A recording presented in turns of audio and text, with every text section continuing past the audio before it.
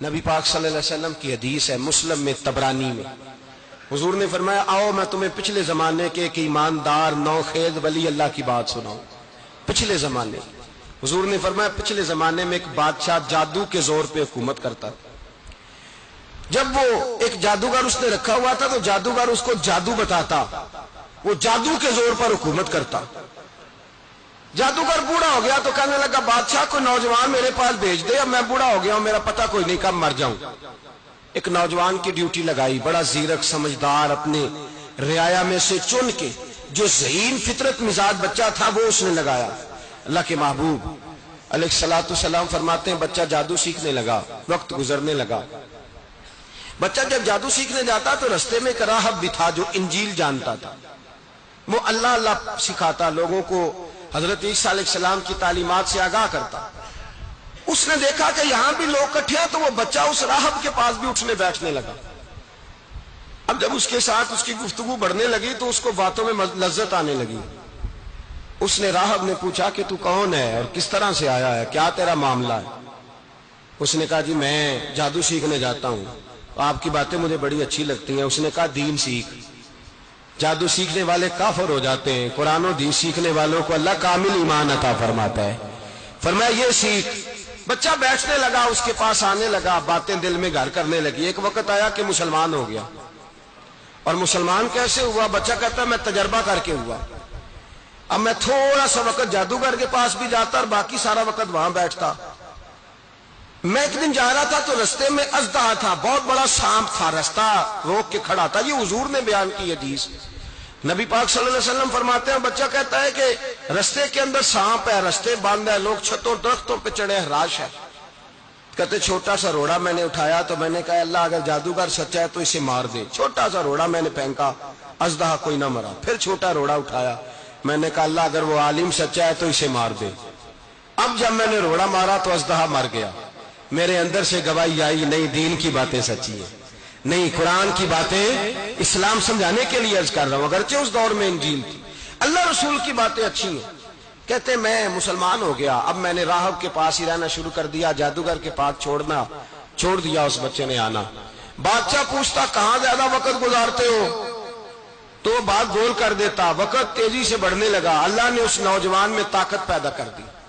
اب وہ اس کے اندر نا اللہ نے توانائی روحانیت پیدا کر دی، ابھی جوان ہے، 14-15 سال عمر ہے۔ اللہ نے اب جو بیمار بھی آتا وہ دعا کرتا تو اللہ صحت عطا کر دیتا، جو بھی آتا۔ بادشاہ کا ایک درباری تھا، بادشاہ کو پنکھا جلتا تھا، وہ اندھا ہو گیا، کوئی ایسی تکلیف آئی کہ نابینا ہو گیا، بڑے علاج کرائے شفا نہیں ہوئی۔ کسی نے اس بچے کا پتہ بتایا کانوں میں، اس کے پاس گیا تو بچہ کہنے لگا شفا تو ہو جائے گی پر کلمہ پڑھنا پڑے گا، مسلمان ہونا پڑے گا، جس پیغمبر کا میں غلام ہوں تجھے بھی بننا پڑے گا، دین پہ عمل کرنا پڑے گا، اللہ شفا دیتا ہے۔ اس نے کہا تو مجھے کلمہ پڑھا، مجھے شفا دے، میں تیار ہوں۔ اس نے کہا شفا تو اللہ ہی دیتا ہے۔ اس نے اللہ تبارک و تعالیٰ کا ذکر کر کے دعا مانگی، یہ مسلم شریف میں حدیث ہے، طبرانی میں موجود ہے۔ اللہ نے اسے شفا دی، اس نے کلمہ پڑھنا شروع کر دیا۔ یہاں ایک نقطہ لکھا ہے ہمارے علماء نے، کہتے ہیں جب اللہ ولایت عطا کرتا ہے نا تو یہ سفید بالوں والے کا حصہ نہیں ہوتی۔ اگر جوانی میں کوئی آدمی توبہ کر کے تصوف کے راستے پہ چلتا ہے تو سب سے زیادہ ولایت اللہ اسے عطا فرماتا ہے، سب سے زیادہ ولایت اس کے پاس ہوتی ہے۔ ابھی اس کے بال کالے ہیں، چڑھتی جوانی ہے، دعا کی تو اللہ نے، اور حدیث پاک میں موجود ہے کوڑے آتے تو شفا یاب ہو جاتے، اندھے آتے تو شفا یاب، برس والے آتے تو اللہ سے دے، جوان ہے۔ بادشاہ کے پاس وہ واپس گیا، وہ جو آدمی جس کی آنکھیں ٹھیک ہوئی تھی۔ بادشاہ نے پوچھا کہ کیسے شفا ملی؟ تو کہنے لگا میرے رب نے شفا دی ہے۔ بادشاہ سجدے کراتا تھا، اپنے آپ کو منواتا تھا، معاذ اللہ، کہنے لگا میرے علاوہ کون رب ہے؟ اس نے کہا وہی رب ہے جس نے تجھے پیدا کیا ہے، اور وہی رب ہے جس نے مجھے اندھے کو آنکھیں دی ہیں، وہی ہے میرا مالک۔ کہا اچھا تو مجھے نہیں مانتا؟ کہا نہیں میں اپنے رب کو مانتا ہوں۔ بادشاہ نے اسے سزا دی، ستایا، اس نے بچے کا پتہ بتایا، پھر بچے کو بلا کے ستایا تو اس راہب کا پتہ بتایا، راہب بھی قتل ہو گیا، نابینا بھی قتل ہو گیا۔ بادشاہ نے کہا سپاہیوں سے اس بچے کو لے جاؤ اور پہاڑ کی چوٹی پہ جا کے نیچے پھینکو تاکہ مر جائے.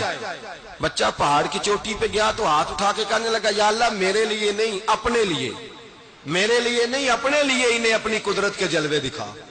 میرے لیے نہیں، اللہ کے بندے اپنی جان بچانے کی دعائیں نہیں مانگتے، اپنے لیے انہیں اپنی قدرت کے جلوے دکھا. یہ دعا مانگی، جتنے لوگ ساتھ آئے تھے وہ سارے زمین پہ گرے اور سب مر گئے، پہاڑ سے گر کے مر گئے. بچہ واپس سیدھا بادشاہ کے پاس کہنے لگا لو بھائی میرے رب نے مجھے بچا لیا ہے.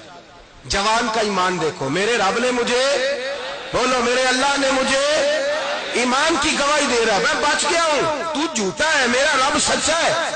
اس نے کہا لے جاؤ اس کو دریا میں، کشتی میں بٹھاؤ، بیچ دریا کے جا کے دھکا دے دو. بیٹھے کشتی میں، دریا کے بیچ گئے، اور جب جا کے وہاں اس کو دھکا دینے لگے تو اس نے کہا اللہ میرے لیے نہیں اپنے لیے انہیں اپنی قدرت کے جلوے دکھا. بس ایک طوفان سا آیا، جتنے سپاہی ساتھ آئے تھے ڈوب کے مر گئے. وہ بچہ اٹھا اور سیدھا پھر بادشاہ کے پاس، اسی کے پاس کہنے لگا لو بھائی میرے رب نے مجھے بچا لیا ہے، تیرے پاس آیا ہوں. وہ کہنے لگا تو کیا مصیبت میرے گلے پڑ گئی ہے، کیسے جان چھوٹے گی؟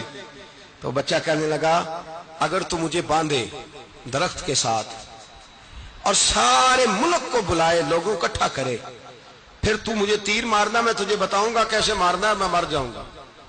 اللہ کا بندہ نوجوان ایمان دیکھو، مرنے کے طریقے بتا رہا ہے، میں تجھے بتاؤں گا میں کیسے مروں گا.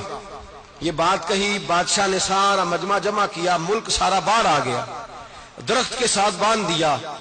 کہنے لگا بھائی لوگوں یہ مجھے مارنا چاہتا تھا، مار نہیں سکا، اب میں اسے بتانے لگا ہوں کہ میں کیسے مروں گا.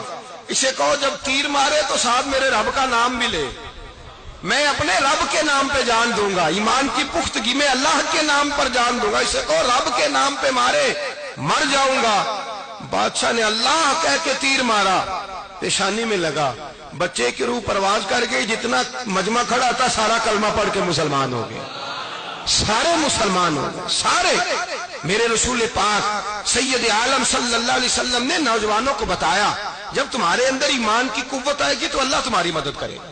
فرمایا وہ نوخیز ولی تھا، ابھی جوان رانا تھا، ابھی اس کی پیشانی پر جوانی کے آثار تھے، لیکن اس نے اللہ کو راضی کیا، رب کریم کو راضی. ولایت کا مطلب بڑھاپا نہیں، ولایت کا مطلب وہ نہیں کہ جب بڑا لمبا وقت گزر جائے تو پھر آدمی آئے کہ نہیں اب کیا کرنا ہے، اب مسجد ہی ہے، اب تو اس کے علاوہ گزارا ہی کوئی نہیں. تو اس وقت کا آنا اللہ کی بارگاہ میں قبول تو ہے، لیکن شاباشی اسی کو ملتی ہے جو جوانی کے وقت آئے.